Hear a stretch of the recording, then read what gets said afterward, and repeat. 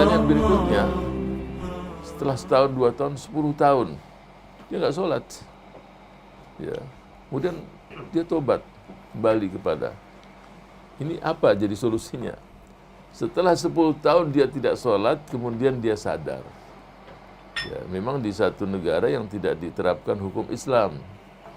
Ya, kalau diterapkan hukum Islam, ya yustatabu, diminta dia untuk taubat.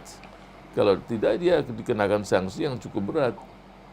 Tapi ketika di suatu negara yang tidak dilaksanakan hukum Allah di situ, maka ya dia berjalanlah setahun 2 tahun. Kalau itu terjadi seperti di negara kita, saudara kita yang 5-10 tahun kemudian dia taubat, dia sadar. Apakah cukup dengan istighfar taubat, taubatan nasuha, atau harus dia mengqadha? Ya, sebagian ulama, sebagian kecil cukup dengan istighfar. Tapi pendapat yang paling kuat adalah tidak cukup dengan taubat saja. Apa itu? Ya dia harus mengqadha. Kalaupun 10 tahun ya sudah.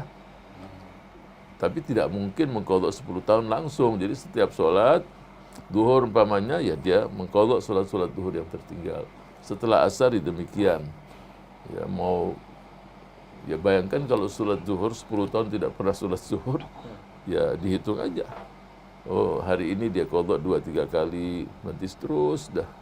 Itu salah satu yang harus dia lakukan. Tidak cukup dengan hanya istighfar saja. Memang ada, saya tidak menafikan. Ada yang berpendapat cukup dengan istighfar, tapi pendapat yang rajih, yang kuat menurut saya adalah dia harus mengqadha supaya tidak mudah lagi dia mengulanginya. Oh cukup istighfar, nanti dia lakukan lagi.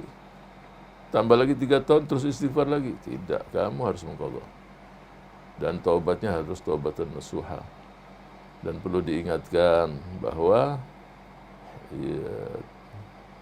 mungkin dia tahu atau dia tidak tahu, diingatkan. Yang pertama nanti dihisab di hari kemudian adalah masalah sholat.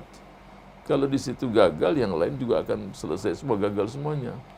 Kalau di situ seseorang itu sukses, ya, hisabnya ringan dan dia terbebaskan dari itu, yang lain semuanya akan jadi ringan. Sehingga di sini sahibul kitab rahimahullah memberikan satu tekanan yang sangat penting bagaimana kaitan dengan masalah sholat tersebut.